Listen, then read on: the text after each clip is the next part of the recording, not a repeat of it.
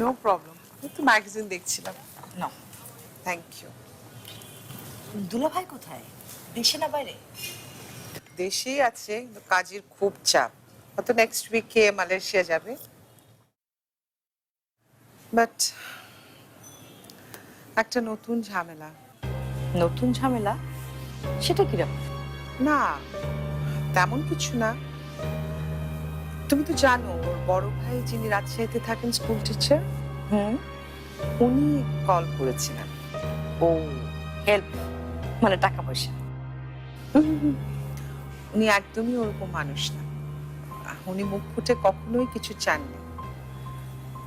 ওনার যথেষ্ট আত্মসম্মান বোধ আছে।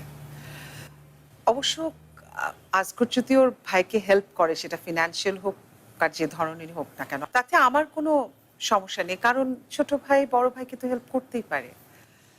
বাট আজগর ওর রিলেটিভদের ব্যাপারে এত ইমোশনাল হয়ে যায়, মানে এত বেশি ইনভলভ হয়ে যায়, তুমি তো জানো। তবুও সাবধান আপা, মফস্বল শহরের মানুষগুলোর মন একটু অন্যরকম হয়।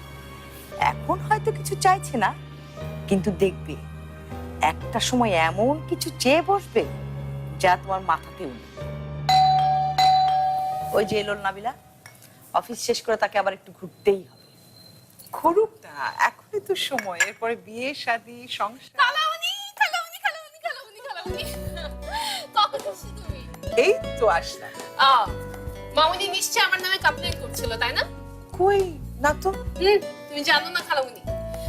মামুনি কি বলবো আমি জানি। মামুনি নিশ্চয়ই বলেছে মেয়েকে রাতে ঘুম পাড়ানো যায় না, সকালে ঘুম থেকে তাড়াতাড়ি উঠানো যায় না, আর সারাদিন শুধু টই টই টই টই টই টই টই। আরে দম নাও, একসাথে এতগুলো কথা কিভাবে বলে? ছোটবেলা থেকে অভ্যাস হয়ে গেছে খালামণি। তোমার ছেলে তো একদমই কথা বলে না, তো ওর কথা না বলাটাকে আমার পুষিয়ে দিতে হবে না? তুমি এতদিনেও ফারহানকে চেঞ্জ করতে পারলে না? খালামুনি, তোমার ছেলে আর চেঞ্জ? উফ, সে ওই 10 বছর বয়সে একটা ফুচকা খেত, এখনো একটা ফুচকাই খায়। এত কনসিয়াস আর এত বেশি পারফেক্ট। এখনই যদি তুমি ওকে সামলাতে না পারো, তাহলে বিয়ের পর কিভাবে সামলাবে? চালিয়ে নেবে। আমি তো সেই দিনের অপেক্ষায় আছি আপা, যেদিন ফারহান আর নাবিলার বিয়ে হবে। আমরা দু বোন বিয়ান হয়ে বসে বসে ওদের সংসারটা দেখবো। হ্যাঁ, আমিও সেই দিনের অপেক্ষায় আছি, যেদিন নাবিলা আমার ঘরে বউ হয়ে আসবে। কি খালাম, বিয়ের কথা আমি শুধু তোমার আর মামুনির মুখেই শুনলাম, আর তোমার ওই ছেলে, ওই যে মিস্টার পারফেক্ট ফারহান, সে তো কখনো বললো না বিয়ের কথা। একটু অপেক্ষা করো, বলবে। তুমি তো নিশ্চয়ই জানো তোমাকে কত পছন্দ করে। একটু সময় দাও।